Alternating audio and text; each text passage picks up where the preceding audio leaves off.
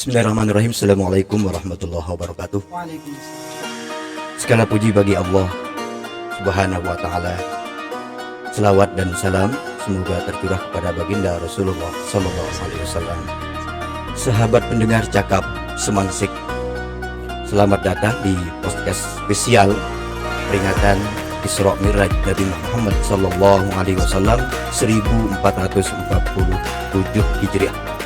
Pada kesempatan ini kita akan berbincang bersama Al-Mukarram Bapak Tuan Guru Haji Wirajaya M.Sos untuk menggali hikmah Isra Mi'raj dan maknanya dalam kehidupan sehari-hari. Baik, mari kita simak bersama-sama. Semoga membawa manfaat dan keberkahan bagi kehidupan kita. Kepada Al-Mukarram disilakan.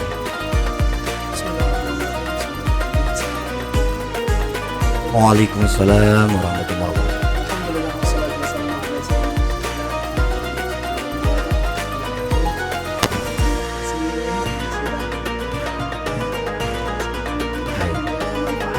Amin, amin, amin. Berbicara mengenai Isra Mi'raj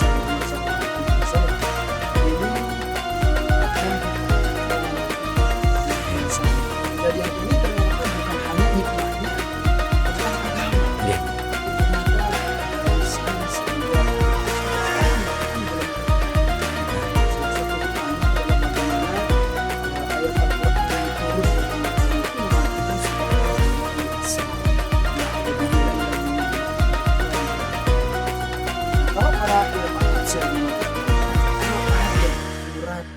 Ayat yang dimulai dengan kalimat subhanallah, yaitu atau subhanah, itu menunjukkan bahwa di ayat tersebut itu Allah pengen menggambarkan sesuatu yang luar biasa.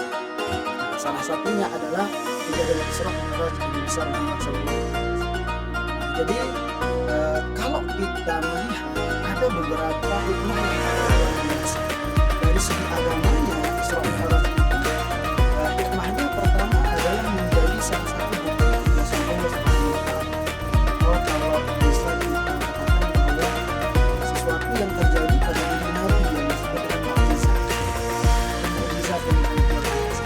Nah, yang kedua, bahwa Isra Mi'raj itu dalam konteks penyebaran agama Islam, maka itu menjadi salah satu barometer, menjadi salah satu tolak ukur tentang keimanan seseorang. Siapa yang benar-benar memang beriman kepada Rasulullah dan siapa yang nurut-nurut. Jadi inilah yang menjadi barometernya Isra Mi'raj ini, karena ketika Rasulullah setelah itu banyak ternyata yang maaf melihat istilahnya kalau bahasa Lomboknya jadi eok. Ya, siapa eok ini kan Sepingga jurang erok. Erok. Jadi ini menjadi erok, ini menjadi apa? Penyaring. Siapa yang betul-betul memang imannya itu didasari dengan keyakinan yang biasa. Nah, jadi inilah salah satu dari konteks agamanya bahwa Isra Mi'raj itu menjadi apa? Menjadi bukti keimanan seseorang, hingga yang percaya ternyata lebih kuat imannya setelah percaya kepada Isra Mi'raj itu. Justru yang tidak percaya malah semakin lemah dia, Karena dia mungkin ilmiahnya mungkin karena waktu itu kan tidak bisa dibuktikan dengan ilmiah gitu kan. Dan ternyata kalau dari sisi sains itu kan luar biasa. Nah, bagaimana kemudian itu dibuktikan dengan perjalanan, ini salah satu yang luar biasa. Jadi Allah itu memperjalankan Rasulullah itu dari Mekah ke Mekah ke Masjidil Aqsa. Ini sangat luar biasa. Kalau kita berpikir, bisa saja sebenarnya Allah itu langsung saja mengantarkan Rasulullah dari Masjidil Haram ke Sidratul Muntaha. Tapi apa kemudian yang bisa kita petik? Ternyata Isra-nya ini, yaitu perjalanan dari Masjidil Haram ke Masjidil Aqsa, memberikan bukti yang itu bisa diterima oleh akal. Karena kalau tidak salah di sana kan ada sahabat juga kan yang tidak percaya, karena perjalanan antara Mekah sama Palestina itu kan jauh. Betul. Dengan itu juga waktu itu Saya baru saja selesai di Isra Mi'raj sekarang. Orang para tokoh-tokoh Quraisy itu bertanya kepada Rasulullah karena beliau yakin ya Rasulullah itu yang mereka anggap memang tidak pernah ke Palestina. Nah, sehingga mereka mengajukan pertanyaan yang begitu luar biasa yang mereka kira ini akan membongkar kebohongan Rasulullah. Ya, kan? Akhirnya Rasulullah dites gitu kan. Betul, dites. Katanya coba Muhammad, kan? Muhammad coba gambarkan kita bagaimana rupanya Al-Quds itu, bagaimana Baitul Maqdis itu. Orang yang tidak pernah ke sana belum pasti Ya, nggak akan nggak tahu. bisa. Ya kalau konteks sekarang kan bisa dari YouTube, dari TikTok dan Betul sebagainya. betul gampang. Ya, gampang kalau Ya. sekarang. Kalau dulu nggak ada. Kalau orang tidak pernah pergi ke sana, ya otomatis tidak akan pernah bisa menjawab. Nah, ini yang sangat luar biasa hikmahnya kenapa Allah Subhanahu wa taala memperjalankan Rasulullah dari Masjidil Haram ke Masjidil Aqsa. Nah, beliau menggambarkan secara gamblang pintunya segini, kemudian tiangnya bentuknya begini, Al-Quds itu begini sebagainya. Itu yang memecahkan dari sains luar biasa. Ternyata ada benarnya nih. Ya, dari bisa diterima oleh akal gitu loh. Nah, dan sebagainya. Nah, jadi dalam konteks kemudian kalau kita berbicara tentang kehidupan kita sehari-hari, apa sih sebenarnya yang bisa kita ambil dari perjalanan Isra itu? Banyak sebenarnya. Ya, biarkan selama ini kalau di budaya kita khususnya di Lombok, di tempat tiang di Peringkat Jurang Utara sana Batang Guru gitu. Biar tidak sebagai hanya sekedar seremoni gitu kira-kira. Ini hikmahnya gitu kan. Dari segi apa yang kita lakukan sebenarnya Isra Mi'raj itu sangat bermanfaat.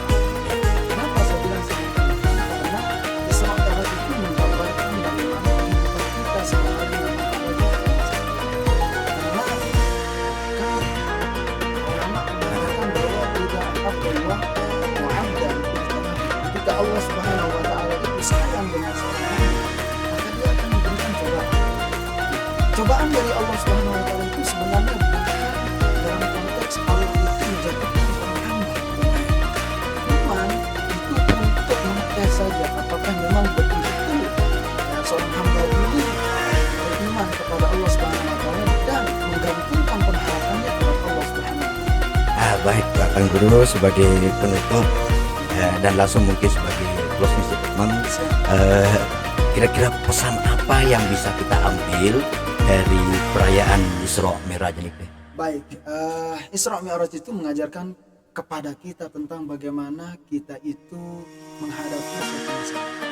Tentu di dalam Al-Quran, wasta'inu bis-sabri was-salah. Menghadapi masalah itu dengan sifat sabar dan sifat atau dengan sabar. Sholat. Setelah kita sabar, setelah kita sholat, maka apa? Yakin dengan kalimat atau ayat Al-Quran. Setelah ada kesulitan, pasti ada kemudahan. Intinya adalah sabar dan Sholat, sabar, sholat, sabar. Nah, itu jadi yang mungkin bisa kita ambil dari itu musibah. Ini manusia pasti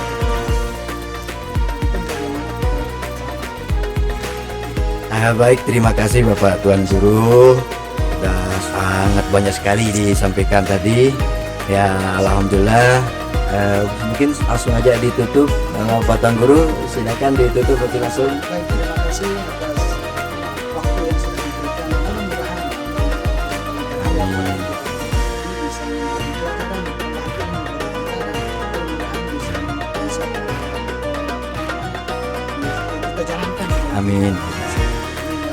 Terima kasih. Wassalamualaikum.